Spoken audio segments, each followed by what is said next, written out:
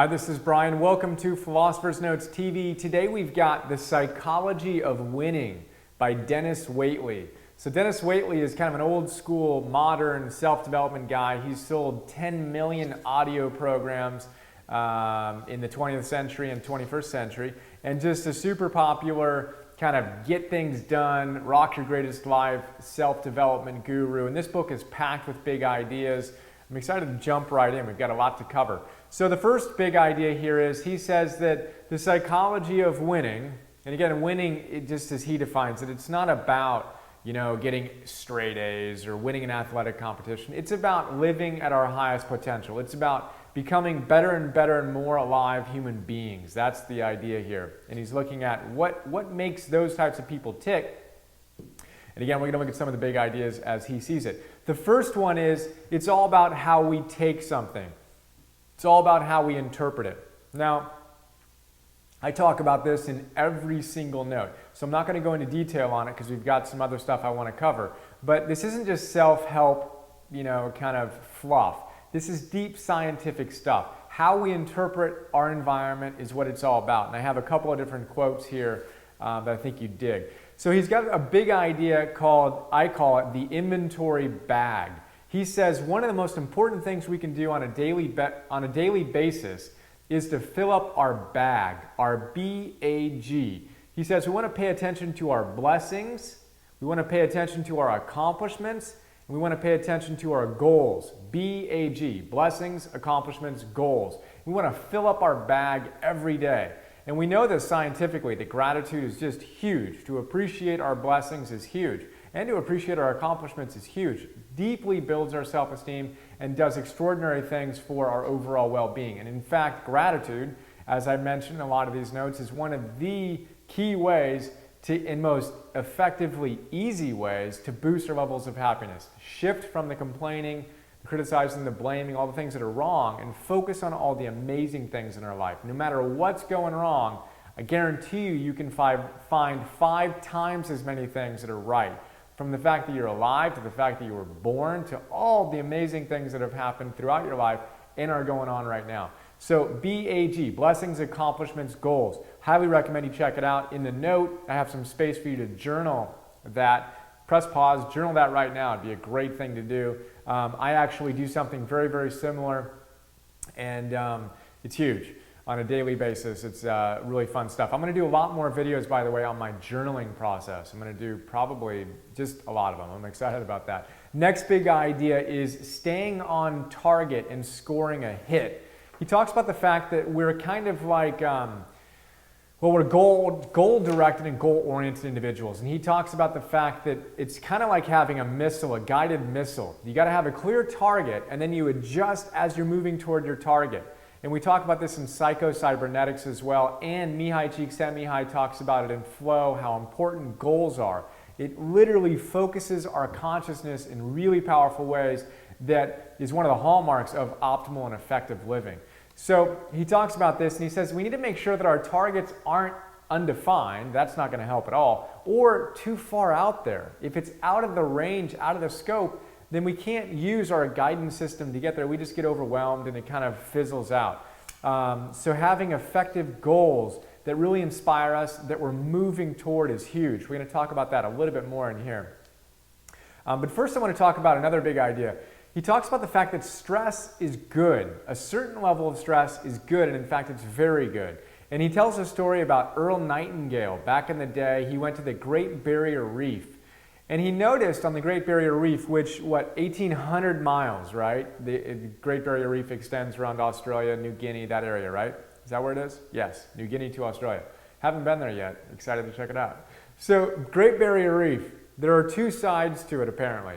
One is kind of on the mellow side where there's not a lot of activity, and the other side is where the ocean just pounds it. What's fascinating is this side that's totally mellow, no stress at all, is dead. This side is where the bright, amazing, vibrant coral exists. And Nightingale said, why is that? And the guide said, well, it's the stress that they feel that keeps them alive, that actually keeps them stronger and vibrant. And it's the exact same thing in our lives. Look at an Olympic athlete or a sprinter, for example. It's because they push themselves so intensely, they stress their bodies so much that they're so alive. There's a vibrancy that comes when we find that healthy edge and we push ourselves, and then our body recovers and strengthens itself, exactly like the coral does. Of course, we need to recover, we need to be smart about it, but Tal Ben-Shahar says it's not that we work too hard, it's not that we train too hard, it's that we don't recover enough, right? So it's not that we're facing too much stress in our lives per se, it's that we don't have enough recovery built in. We're wasting what we need to be doing with recovery on false recoveries like the beer and the wine and all the other stuff, the unplugging with the TV, that is not real deep recovery that we can get through meditation, the relaxation response, through other means. So really, really powerful idea. Point here is stress is good. Don't try to avoid it. Just have a healthy relationship with it. Motivation he talks about. How cool. The word motivation, I never thought about it like this, comes from the word motive. What's your motive? That's what motivates you. What's your why? Why are you excited about something? What's your motive?